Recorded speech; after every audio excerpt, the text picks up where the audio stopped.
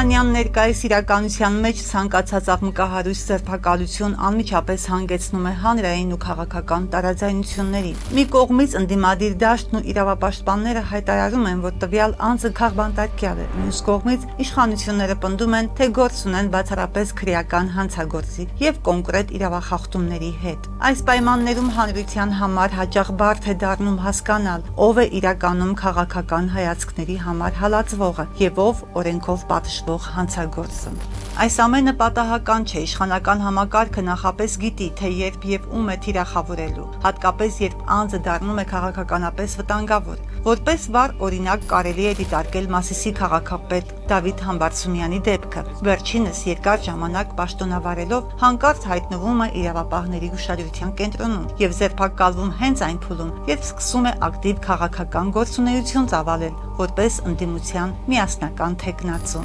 Հայաստանի օրենսդրությամբ քաղբանտարկյալ հասկացությունը սահմանված չէ։ Այն կիրառվում է իրավապաշտպանական դաշտում, հիմնվելով Եվրոպայի խորհրդի ընդունած 5 հիմնական չափանիշների վրա։ Հիմնականում գաղափարը հետևյալն է. պետք է լինի առաջին տարբերակված մոտեցում անձի նկատմամբ, դա նշանակում է այլ պայմաններում այլ անձի նկատմամբ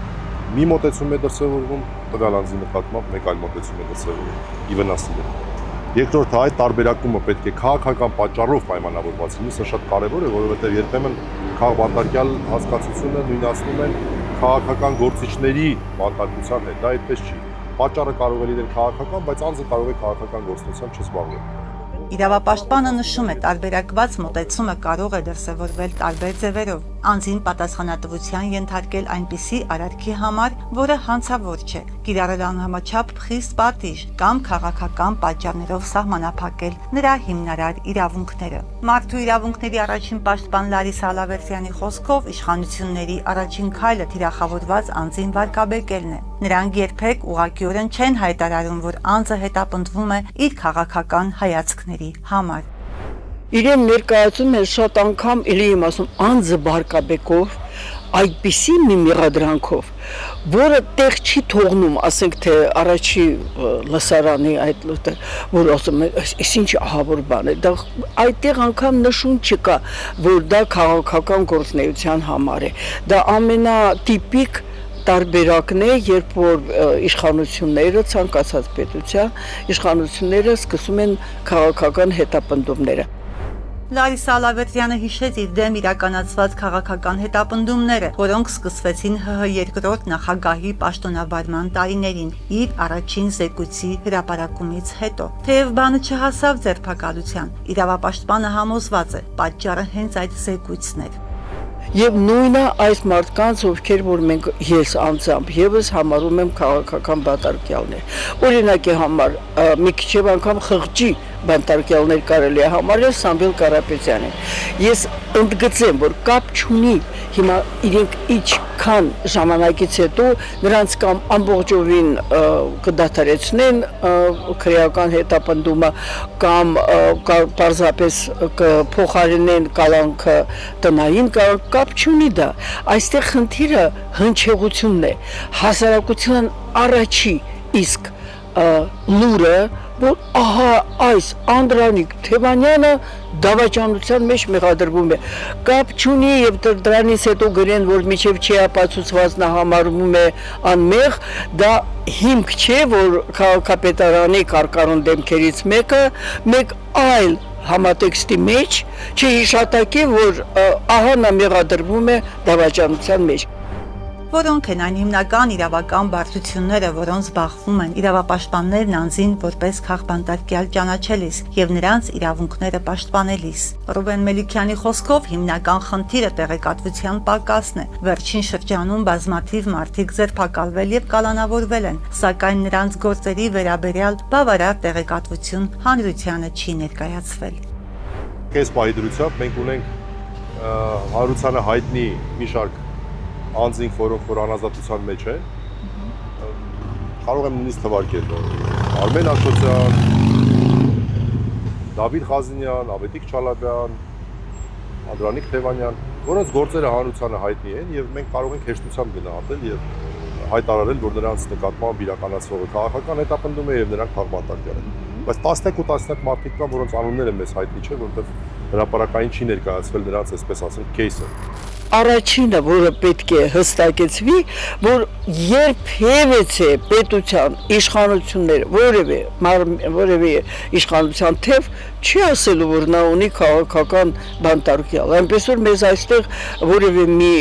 ջանքեր չեն պահանջում, այստեղ խնդիրը հասարակության մեջ է, եւ հասարակության համար է, որ շատ անգամ փաստաբանները, ուղղակի իրավապաշտպանները հստակ ցույց են տալիս, որ որևէ հիմք համարելու կամ այդ անձին մեղադրելու չկա եւ դա բավականին մեծ ազդեցություն ունի, կրկնում եմ, այսօր ցավոք սրտի բանավոր ասված խոսքը, տարածված լուրը ավելի է ազդում կարծիք եւ այդ թվում հասարակական կարծիք ստեղծելու համար, քան իրական փաստերը։ Հայաստանի մարդու իրավունքների առաջին պաշտպանը Ցավով արձանագրում է. հանրությունը հաճախ կուրորեն հավատում է մեղադրանքներին, առանց փաստերը ստուգելու։ Հետագայում, երբ նույնիսկ անձն արդարացվում եւ ազատ է արձակվում, միևնույն է, նրա հեղինակությունն արդեն խարխլված է լինում։ Նրանք բոլորը ենթարկվում են մեկ անձի։ Ընդ որում այդ անձը, ինչպես ասեմ, բարձանքով դա ցուցադրում է։ Այդ ոչ մի դատավորն որ չկատարի, այդ որ մեկն է որ բանանի, ես եմ այստեղ, որ ինչ կա որ միջազգային որևէ դատարան ինչ որ որոշում է կայացրել, ես եմ որոշում եւ այլն, այսինքն այդպես չի որ մենք շատ պետք է փաստարկներ բերենք, որ դա քաղաքական հետապնդում է։ Նախկին ՄԻՊ-ի գնահատմամբ վերջին տարիներին Հայաստանում քաղաքական հետապնդումները վերածվել են անձնական հաշվեհարդարի, ըստ նրա այսօրվա իշխանություններն այդ քայլերով փորձում են ինչ-որ բան ապացուցել կամ հաջողանալ Թուրքիային, Ադրբեջանին, ինչպես նաև Եվրոպայի քաղաքական ղեկավարությանը։ Ցանկացած պետությունում պիսի գործիքակազմ քաղաքական հետապնդումների համար տարբեր գործիքակազմ օգտագործում է, բայց ոչ այդքան բաց, ոչ ցուցադրական։ Դեմա մենք պետք է ընդգծենք Հայաստանի Հանրապետությունում դա ոչ թե առանձին քաղաքական բանտարկյալներ հետո հարցնվելն է, այլ ընդհանրապես քաղաքական հետապնդումների ռեժիմը։ Դա բոլորովին այլ է եւ դա ցուցադրվում է հարց է ծագում առաջինը իհարկե ամենաչերազեկված, պես ասած մոլորված կամ խավի համար ներսում, բայց ամենաշատը դրսի համար։ Միջազգային կազմակերպությունները ժամանակին արդյունավետ էին աշխատում, սակայն հիմա միջազգային շատ կազմակերպություններ քաղաքական պատճառներով պայմանավորված հրաժարվում են Հայաստանում տեղի ունեցող իրադարձությունները օբյեկտիվ գնահատելուց եւ չունենք միջազգային կազմակերպություններ, որոնք որ այսպես ուղիղ գնահատականներ տան։ Թերևս միանշանակ վերջին գնահատականները, որ տրվել են, դա Արմեն Աշոտյանի քաղաքական բանտարկությունն էր դեռ նախորդ շրջանում։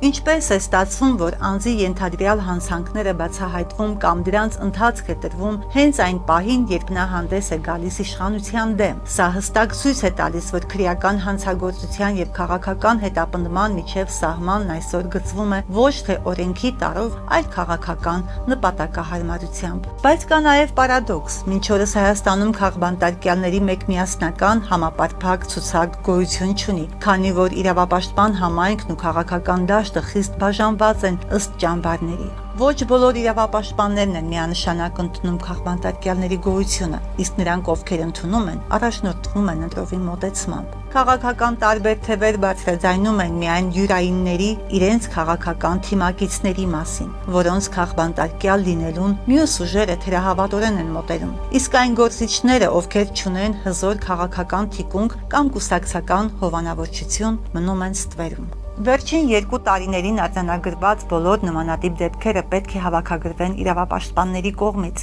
նշում է Լարիսա Ալավերդյանը։ Նրա գնահատմամբ քաղբանտարկյալների թիվն անցնում է 50-ից, ու թեև իշխանությունները շարունակում են համառորեն հերքել քաղաքական հետապնդումների գոյությունը, իրավապաշտպանները պատրաստվում են լրացնել այդ բացը եւ ամբողջ տեղեկատվությունը համախմբել մեկ միասնական շտեմարանում։